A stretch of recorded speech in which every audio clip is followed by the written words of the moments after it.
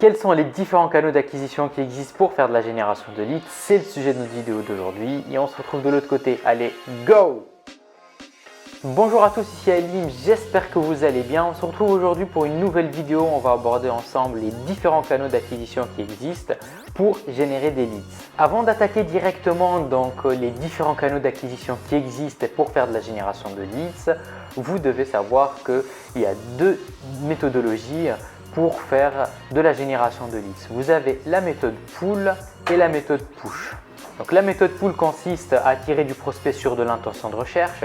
C'est quelqu'un qui va chercher un service, il va aller généralement sur Google, soit pour obtenir un devis, soit pour avoir des informations sur le service ou la prestation que vous proposez. Exemple, sur Google, il va faire une petite recherche, on va le renvoyer vers une landing page et s'il est intéressé, en fait, il va faire une demande de devis. En revanche, la méthode push est basée sur du ciblage d'audience. Donc, je m'explique sur ça. Ça peut paraître un peu technique, mais par exemple, vous êtes sur Facebook, la personne qui va créer la campagne, donc elle va cibler une certaine audience pour vous proposer du contenu. C'est-à-dire que vous êtes sur Facebook, vous voyez une bannière publicitaire pour une prestation, un service qui pourrait éventuellement vous intéresser. Soit vous cliquez sur la bannière pour en savoir plus ou non. Sur la méthode pull, donc on a deux leaders sur le marché. Donc on a Google Ads et Bing Ads. Donc Google Ads va vous permettre de diffuser sur le moteur de recherche de Google. Quelqu'un va faire une petite recherche sur un service ou une prestation et donc vous le renvoyez vers la page de votre produit ou du service que vous proposez. On a aussi Bing Ads qui fait partie de Microsoft qui ont leur propre réseau de diffusion. Donc vous avez Bing,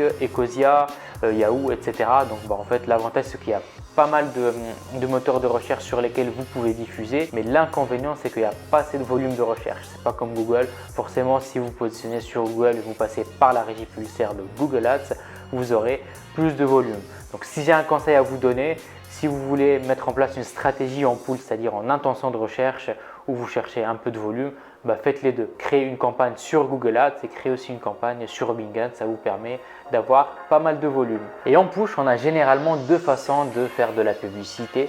Donc, soit on va passer par Facebook Ads. Donc, je vous ai expliqué comment fonctionne Facebook Ads. Ou sinon, on va faire du native ads. Le native, grosso modo, c'est des bannières publicitaires qui sont intégrées nativement sur des articles médias. C'est-à-dire que, exemple, aujourd'hui, vous êtes en train de regarder, de lire un article sur le site du Figaro qui parle d'augmentation du prix du carburant. Plus bas dans l'article, vous voyez une petite publicité. Renault, en fait, qui propose sa nouvelle gamme de véhicules 100% électriques. Donc, généralement, ça reste aussi sur du ciblage d'audience. Si vous êtes en train de lire un article sur l'augmentation du prix du carburant, c'est que l'achat d'un véhicule électrique pourrait éventuellement vous intéresser. Pour récapituler un peu les deux méthodologies, donc la méthode pull permet de collecter des leads sur des intentions de recherche, ce qu'on appelle des leads intentionnistes. La méthode push fonctionne sur de l'audience, donc sur du ciblage d'audience. Donc on va cibler une audience et on va leur proposer de la publicité.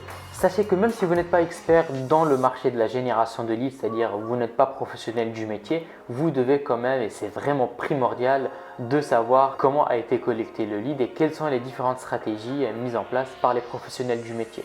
Donc imaginons qu'aujourd'hui vous achetez du lead, en fait si vous ne savez pas si le lead a été collecté sur une stratégie de pull ou de push, ça risque d'être un peu problématique côté prospection téléphonique au niveau de votre cellule commerciale. Pourquoi? Tout simplement, un lead qui a été collecté sur de l'intention de recherche, donc sur une stratégie de pull, n'est pas traité de la même manière qu'un lead qui a été collecté sur du push, c'est-à-dire le lead qui a été converti sur du Facebook Ads ou du native. Donc les deux façons sont totalement différentes. Forcément, un lead intentionniste est beaucoup plus facile à closer qu'un lead qui a été collecté sur du display ou sur du native ads. Ça sera tout pour moi pour cette vidéo. Donc j'espère que ça vous a permis d'y voir un peu plus clair sur les différentes manières pour faire de l'acquisition de leads. Quant à moi, je vous souhaite une excellente prospection et je vous dis à bientôt. Ciao!